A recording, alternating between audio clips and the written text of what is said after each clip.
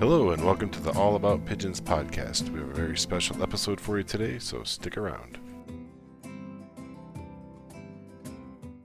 Today we have with us Daniel Sones Brown. Daniel has a couple of federation wins and 2 section wins with the North Road Championship Club in England. He is the creator of How to Train Your Pigeon YouTube channel, doing well now with 2 million views on an average of 40% video completion rate, which is good for long format videos. Daniel has just set up a nonprofit community interest company, Pigeon Pathways CIC, with a few other fanciers with a view to promoting the fancy in a more structured way. We're going to talk about the YouTube, How to Train Your Pigeon, and some of these other things that Daniel's been doing. So thanks for coming on and talking with us. I'm excited about it. I've been looking forward to this for a while. How did you get started with a YouTube channel for pigeons anyway? What's that origin story?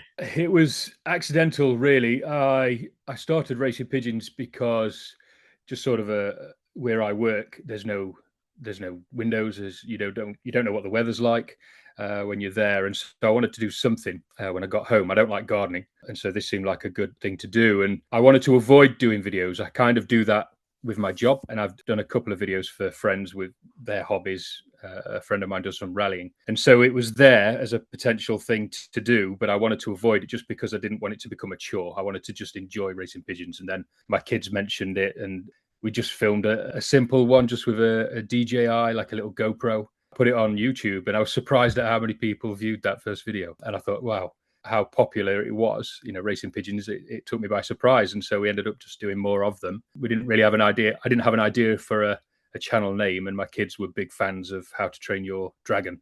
And so they prompted that name, and I just sort of took it, and I didn't really think anything of it, to be honest. I wasn't sure if I'd even enjoy pigeon racing. So, we ended up filming it. And there's a couple of other reasons why I ended up filming it too, but that was the main one. Okay, I was curious about the if there was a tie-in with How to Train Your Dragon with that, so I'm glad you cleared that. blame the kids. It's probably the most unsuitable name because I don't know anything about racing pigeons, especially when I started. So I think people were coming on there for facts and found me instead. So might be disappointed. So can you kind of give a rundown of what some of your episodes are about, and what are the things that you're touching on? I think pretty early on, I decided that I would sort of record everything that happened with the hobby, with the sport. So when I first went to the pub with a few guys from the local club, the overwhelming message that I got from them was that the sport's dying, and there's no young people getting involved. I'm the youngest, or certainly was the youngest in the club by several decades, and I'm 41 now. I was late 30s when I started, and I thought, oh, how can that be? It's such an enthralling sport, and it's so engrossing. It sort of takes all of your spare thinking capacity. At least it does for me. And I thought, well, I must not be the only one. So what I thought I'd do while they were talking over a pint, saying how the sport's dying, I thought, well, maybe I can help a little bit. A couple of these videos that I've made, people seem to like. And so I thought, well, I'll run with it, and I'll include the good things, the bad things, the highs, the lows. When the hawk attacks a pigeon, get that on there. When they're sick, get that on there. When I make a mistake, when I lose them, I record all of that, but I also record the fun part, the highs of it too. And I thought, show the whole thing as much as I can anyway. I don't know about you, but if I pick a new hobby, or if I'm slightly interested in something, I want to find out more, I go onto YouTube, I find out more about it. I learn how to slate my roof. I learn how to change, piston in my motorbike engine. I do all of that. I go to YouTube. And so I thought, well, this is the first place people are going to go if they're interested in racing pigeons. Nobody is showing any information about it, so I'll do it. And so I began with the very basics, building a loft. My first loft is an absolute mess. It looks like a shanty town. It's horrible, but it served a purpose. And I included the things that I did wrong in that. The kind of floor that I used, trapping system I modified several times, the perches. For some reason the claws keep falling off my pigeons. I don't know what's going on there. I think there might be a cat getting at them from underneath with the mesh. But I include all of that just so people see the amount of cleaning shit that I do, scraping the lot. You've got to show that. You've got to show when birds are ill, when they die, just so that, I mulled over getting racing pigeons for 3 years before I took the plunge, because I knew it was going to be a commitment, and I didn't want to sort of sell the idea of racing pigeons to people as being easy and fun. So I thought, well, it is that. It's fun, but it's not easy. And you've got to show that sort of, the grind, the daily grind of it as well. This How to Build a Loft. I did a second one in my second year, much better. That one's still standing too. and it's watertight, which is helpful. How to, training the young birds for the first time, letting them out. There's just so much, and what am I now? I'll be starting my 4th year in 2025. Excellent. There's still loads of stuff that I need to cover, and probably stuff that I need to go over again because a lot of people ask me questions. They'll send me messages and they'll say, what's your feeding regime and what bloodlines do you use for this distance and that distance? And to be honest, I don't know most of it. It's not something that I've covered yet. And I sort of offer that up at the start. And, there's an awful lot to it. I could probably do, if it wasn't me filming and editing, as I'm sure you're aware, it takes a lot of time to put these things together and, move a camera from here, move a camera from one place to another place and then redo whatever steps I've just done, 2 or 3 times. It does take a lot of time to put them together. And, so I don't cover anywhere near as much stuff as I'd like to. But yeah, I mean, I've been some of the episodes I've been across to Belgium. A chap from Alexander, he messaged me. I think that was in my first year actually. And, I went over to see him. I'd never have met him if it wasn't for the YouTube channel. He gave me some birds, and I often get in touch with Alex actually if I'm stuck with something. If I have a particular problem or if there's something that I need to know, I'll get in touch with him about that. And I put that video on there as well on YouTube. I've been to the pigeon shows. I'll go and see other fanciers, other lofts. There's a chap up north, Nigel Laycock. I've done a recent one with him, and that one seemed to do really well. You've seen there's enough content to put out a podcast every week. I can't manage anywhere near that sort of turnover of content. So, so I imagine there's quite a lot still to do. What you're doing is really unique in the sense that you are showing. I know you speed up the videos a little bit when you're cleaning the lofts, but you're showing that, you're not hiding it, and you're showing all the aspects. Sometimes birds get sick and sometimes they don't come back from a race. Like you're not just glorifying it, leading people on and stuff like that. You're giving them the full spectrum, which that's pretty unique to see in any kind of YouTube channel content like that. I think people are generally afraid to do that because of how they think it's going to be perceived, especially here in England. I mean, probably in the West generally. Yeah. They're conscious of putting themselves out there, whereas I don't care too much. So you'll actually get listeners that will do the same thing and send you questions, and you'll try to answer the questions that way, and that's how you engage with the audience there. Yeah, pretty much. I mean, in all honesty, a lot of the time if the weather's good, I'll film something, and usually it's what happens to be happening around the loft at that time, or if there's an event happening. And then if somebody's asked something specific, then I'll try and get that in there. I'm not an oracle on racing pigeons at all, and I'm conscious of that as well. I often put a disclaimer at the start and say, look, this is just my opinion. I'm not sure if this is the right way. I mean, I listen to this podcast regularly, and I listen to some people talking on there, and that's where I get my information from, and from down pub or down the club. A lot of it's conflicting, and so I don't want to add to that noise. But I do just say, this is, I've tried this works, this doesn't work for me. I don't actually get that many questions. Usually it's people saying, I'm just about to buy a loft, or I'm just getting involved. I've started up again. I think the channel does quite well for getting, people that are sort of on the fence about joining. I think they see it and they go, oh, actually, I fancy giving that a go. And they usually message me afterwards or just before and say, thanks, you've sort of made me want to go out and buy a loft. I don't know if I get hate mail later.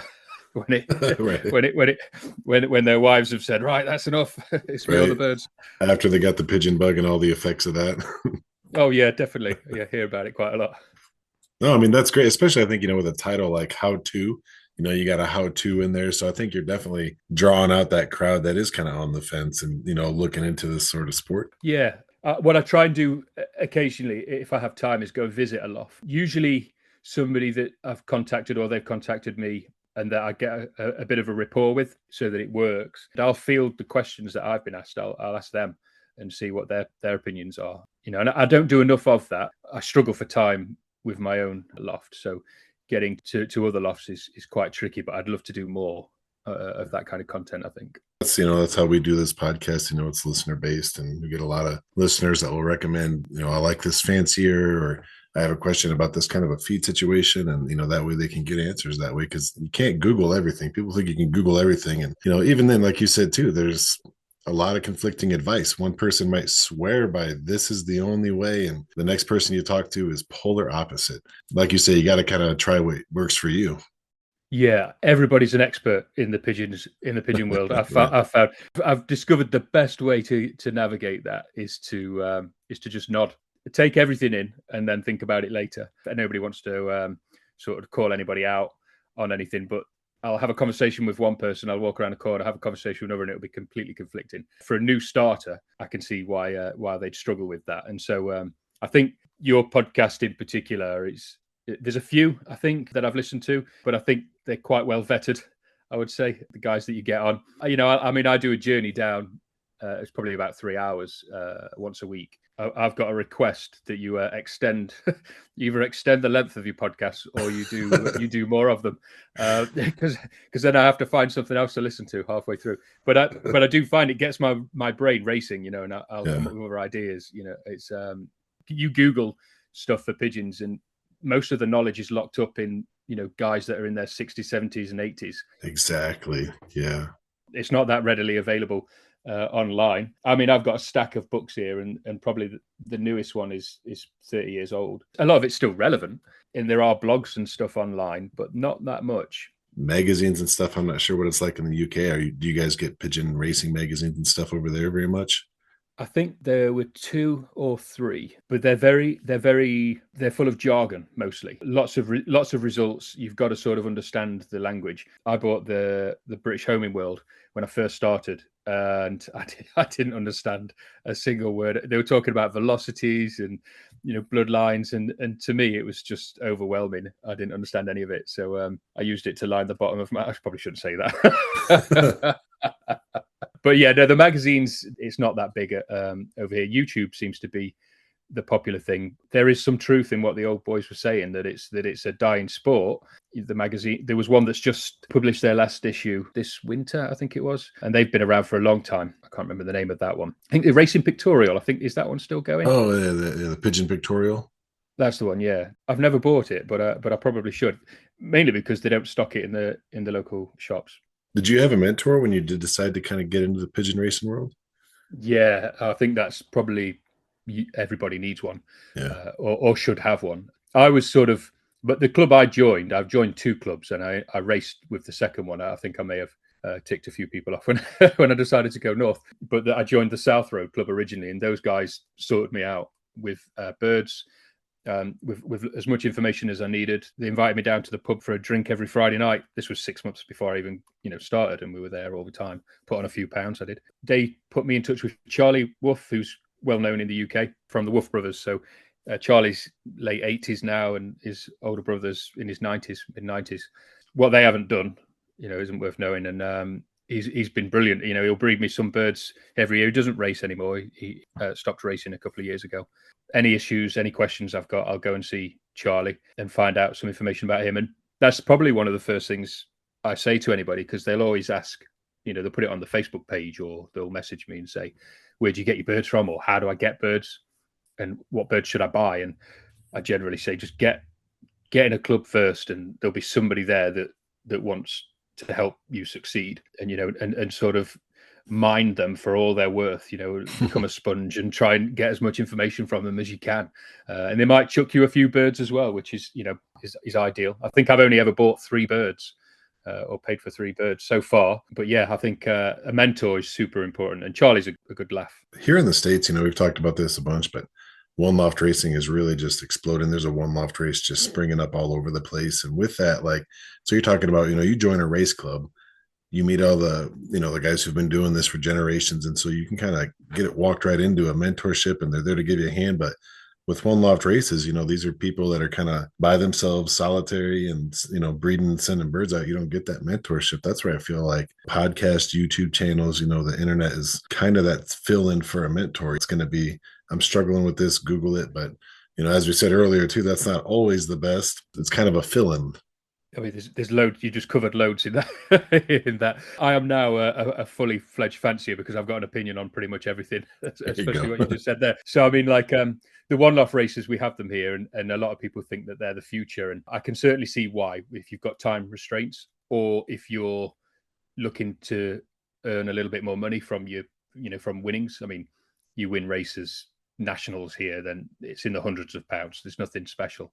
You certainly struggle to cover your diesel money for training the birds. So the one loft is really appealing. No work really once you've bred them and sent them out. I can see why that appeals, but also There's no, I wouldn't say there's no, but there's limited animal husbandry. There's little, in club racing, it's so involved. And I think that appeals to a lot of people. Certainly what appeals to me. I wouldn't say I'd never do one loft racing. I may end up doing that this coming year, actually.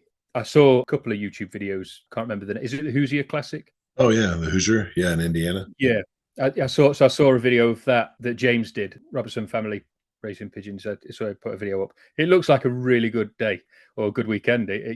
Barbecues and a load of people there watching the birds coming in. I think that's something that you guys have got that we haven't. It's a smaller kind of scene here. I think the club scene is probably bigger over this way, or at least easier, should I say. I mean, most fanciers are within 5-minute drive of each other, 10-minute drive. So, which is why it's easy to get a mentor in certain areas. I think it's difficult in some of the more competitive clubs, but I certainly didn't struggle. So let's kind of shift gears a little bit, and I want to talk to you about this nonprofit, the Pigeon Pathways. What's your idea with this, and what are you trying to achieve? This is an exclusive. Nobody knows about this yet, so Right. it's something that we've only just. It came kind of born out of the YouTube channel where it's a purely selfish endeavor. I'll start with that. So, firstly, I don't get paid. It's completely voluntary, and same for the other directors, the guys that helped set it up. Nobody gets paid. It's all voluntary. But for my selfish side of it is I want this to be a sport in another 10, 20 years. And I'm acutely aware of the fact that the average age is probably, upper 60s, 70s maybe of most clubs. And so there's a lifespan on the amount of time that I'm going to have to race. I mean, I run a business. We sell products all over the world, and we're competing with people, and we're always trying to get people to buy our product. And I kind of look at it that in pigeon racing in that sense. There's nobody marketing it, or there are very few people marketing it, should I say. There are some, and I feel like, well, it's an amazing hobby. So the idea of the non-profits, Pigeon Pathways community interest company, what we're going to do is there was a podcast that you had on recently. I did write his name down, Joe Cusick. Oh yeah. So I was really interested in that one because we sort of banded this idea around last Christmas. I read a book called Secret Pigeon Service by Gordon Carrera, and it was about pigeons in the World War. And there's so much information in there that I never knew existed. And I thought, wow, we need to get this information out there. More people need to know about this. I sort of spoke to a couple of other fanciers. The idea kind of grew and said, well, why don't we try and get more people involved in the sport using the history of it and how big it was in the industrial towns in the UK, the mining towns, the shipbuilding towns, and try and sort of show people that it may die out and it's part of our cultural heritage, so people should get behind it. And then we're trying to think of ways to encourage people to do that. It's all right saying, oh, you get your own race birds, you can, train them and race them home. That might get some people interested, but you need to sort of cover every angle, and it kind of needs to be organized. And so we thought we'll set up this non-profit, and what we'll do is something similar to what Joe did. He built a loft, or he has a permanent loft where a fairground a show comes every year. Well, we want to build a mobile loft, which was kind of off the idea of the book, the Secret Pigeon Service, where they have mobile lofts in the war, but a modern loft, and it won't look like it's mobile. But what we'll do is we'll take that to the show. So we have a lot of steam fairs where they have a load of steam traction engines, country shows. They're all quite easy to get to. The UK is quite small compared to your country. So we could literally tow it around the country, or even if it was flat packed and then erect it. And we want to show people what a loft looks like, paint it nice, because obviously the wives get the final say, put some birds in there and get people interested, because, I think if people don't know it exists, they're not going to want to join it. I'll go along. We'll try and get some other local fanciers to go along and answer questions. And, what we'd really like to do, one of the things that I sort of realized early on is the biggest spectacle of pigeon racing is the liberation. And it's nearly always done behind closed doors. It's done on some, lorry park on the side of the M1 or out of the way where people can't see, really early in the morning. And I found out that the Up North Combine had 20,000 pigeons, and a load of trucks came down to about 20 miles from where I live. This was 3 years ago. And I took my camera down there on the off chance that I could film it. It was, I don't know if you've ever seen that many birds liberated in one go, but it's incredible. And I thought, well, there's nobody here to see it. It's such a spectacle. If they'd have just put it on Facebook on the local, town group and said, by the way, we're liberating 20,000 pigeons, it's going to be pretty cool, come and look, that would surely get people interested. And so I filmed it and I put it out, and it did all right. And so what we thought we'd do is tie in with this mobile loft at these shows where people can come and see the birds and ask us questions. All of these shows have like an arena in the middle. They do like motorbike stunts or classic cars drive around, or they'll do dog shows, dog stunts and things like that. We'll put a local club with maybe 50, 60 miles away and see if they'll liberate a trainer or something like that, so people can see what actually happens. The birds are dropped, they all burst out and fly around and head home. So there's a bunch of stuff like that we want to do, and it's very new. We've only just incorporated the last few months, and so we're getting the website built now. There's a Facebook page that people can go to and join to find out more information on it, and we will be mostly working on donations to begin with. But the idea there is just get people interested and get people signed up, get people flying, get people racing, and just show them the benefits of it. And I think it will do well. I certainly hope so. We've put quite a lot of time in already to try and get it off the ground, and it's just the same as the YouTube channel, I guess. But it's in person. So with your mobile loft, is it just going to be with pigeons in there that you guys are going to pull out? Is it going to be a mobile loft where you can actually let them fly out and route around a little bit? What we'll end up doing is we'll have some birds that are bred for that don't mind being handled. So we'll have to handle them quite regularly, and they won't be out of the loft. We'll put them in the loft, then we'll take them out at the end of the day and take them home. But we'll have some baskets there that people can get closer to. The birds that are actually flying out, that would be the trainer or the transporter. So the transporter will come into the arena, and that's where they'll see the birds fly around when they're liberated. If it gets, it's going to take a lot of work to get it off the ground. It's in its infancy. I think the guys that we've got behind it, the knowledgeable chaps, more knowledgeable than I am. I'll do the YouTube side of it and the PR side, the marketing side. Hopefully those guys will string everything else together and put on something quite special, and hopefully push the sport, because there doesn't seem to be anything out there at the moment that's looking out for the future of pigeon racing in the UK. I really think you're onto something, especially with the liberation, because, I've never seen 20,000 birds liberated in person, but I love watching them when they do the YouTubes of it, and you can watch them all come out. People do it on Facebook. But yeah, when you look around, you'll see these semis just dumping thousands of pigeons, and they're the only people. Nobody is even, and if you could let people in the town, hey, there's going to be this liberation at this time at this place, come check it out. I think that would open up eyes, because even when I'm just doing little releases with my birds in town, it almost always drums up some conversation. Yeah, I think, it wouldn't be 20,000 at the show for sure. I think we'd be lucky to get a few hundred, but even that's impressive. You're right. My brother messaged me the other day, and he was telling somebody about that I race pigeons, because I keep it pretty quiet. There's very few people that know I do it. I don't go around and shout about it, bizarrely, other than on YouTube. But none of my friends sort of know about it. Very few of my family do. And he was telling somebody that I race pigeons, and they thought that they walked to the. Oh, nice foot racing. They couldn't work it out, or they don't know how the birds get there. And I suppose if you've been doing it for a long time, you overlook those things. But to somebody that knows nothing about it, then all these questions, I suppose, are valid. The idea of just showing people releases would be great. When I was, we got a little local swap meet in town, and every now and then I'll take some pigeons up there, and kids always walk by and they want to see the pigeons. And so when a kid walks by, I'll be like, here, just let this one go. And they let it go. And the vendor next to me comes up and it's just like, so if you don't sell them, you just let them go. It's like, yeah, well, they're going to fly back home, it's okay. Yeah. They fly back home. Yeah, that's a good idea. I know a lot. It's an old joke, isn't it, where they sell the same pigeon several times, right?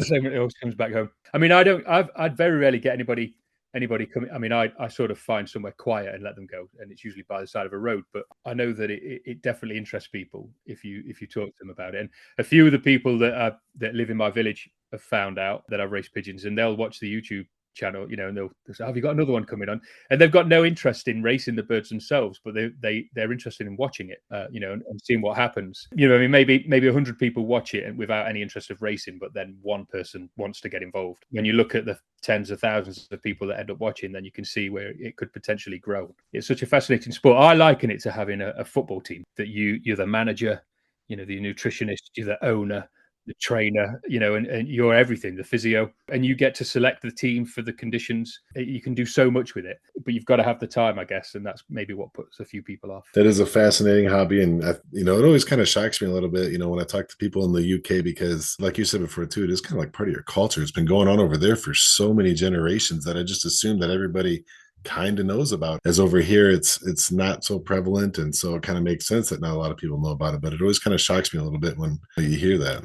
Yeah, racing pigeons has got a bit of a stigma. It's one of the reasons why I didn't mention it to anybody. We always, when we were kids, we were growing up, we always used to see flocks of racers flying around, but we were never allowed to go anywhere near them. They were like this mythical creature that you saw them drop behind a fence, and the fence was, to a 10-year-old kid, this fence was massive, and you could never get in. The closest I got, I think I found a dead racing pigeon once, and I was like, oh, look at all these numbers on its leg, and kids playing around on a council estate. And so whenever we mention it to people, they always say that it's cruel, or that's kind of the opinion that I've been told. My mum mentioned that, my grandparents said that. So none of my family race pigeons I've got no links to it other than what I saw as a child.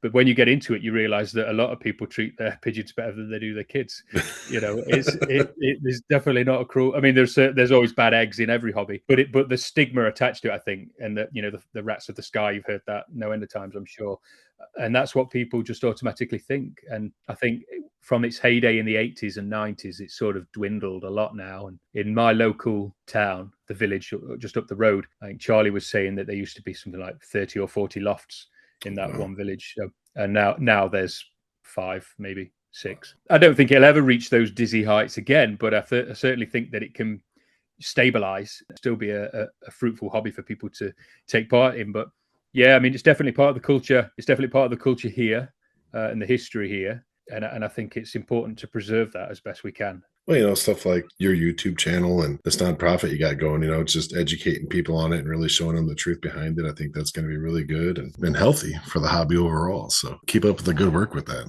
Thanks. Yeah, I intend to. Hopefully, it does sometimes. This time of year when it gets a bit grey and miserable, it's cold and it's dark when you get home, you sometimes struggle then to keep the thing going. I just put one out today, actually. I give this mentioned the podcast on that. I find that at the end of the racing season, you're about ready for a break anyway. But come January, February, you start itching again. You're looking forward to the new racing season. This time I'm going to win. I'm going to win something. That's right. Well, thank you so much for coming on and talking with us. And, thanks for all your efforts that you're doing for the hobby. Anybody wants to check it out, just go to YouTube, type in How to Train Your Pigeon. His channel will come right up. What's the name for the nonprofit on Facebook? Do you have it just under Pigeon Pathways? Yeah, Pigeon Pathways. It may be Pigeon Pathways CIC. I only set it up this week. People want to join, go along on there, and then, yeah, do. Definitely support that as much as you can. So thanks for coming on, Dan. Really appreciate it. No problem. Thank you for listening to another episode of the All About Pigeons podcast. Please help the pigeon hobby by telling your fellow club members or other pigeon friends about the podcast, and make sure to leave a good review or at least a 5-star for the podcast wherever you listen. If you have a topic or a person you want to hear more about on the podcast, or if you yourself would like to be a guest, just send an email to allaboutpigeonspodcast@gmail.com. Thanks for listening.